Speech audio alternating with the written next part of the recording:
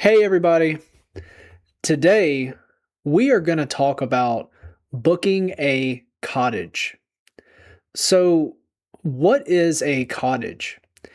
A cottage is a type of house that you can stay in, and usually people stay in cottages for vacations.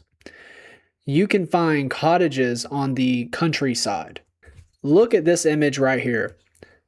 This is a picture of the countryside. As you can see, there are mountains, there are trees, and there's long roads, but there is not a lot of people. Not a lot of people. And so the countryside is more peaceful, it's relaxing, it's more quiet, and people usually when they go travel to the countryside, they stay in cottages or cabins. Those are very common. A cabin is going to look like this. That is a cabin. It is usually made out of wood. And so you can see that the outside here is made of wood. Everything is made of wood. A cottage can be made of some wood, but it's usually smaller and more what we call quaint. You can see here, this is a cottage and it's slightly different than a cabin. And it's definitely different than a hotel. So hotels have many rooms and multiple people stay in the hotel. Sometimes many people stay in each room here. And in a cabin or a cottage, usually it's just you or your family or whoever booked it stays in that cabin or cottage. But if you are going to book a cottage for a weekend in the countryside, you will need to pick a date.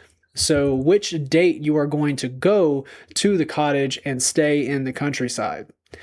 Now, usually in today's times, we're going to book our cottage online.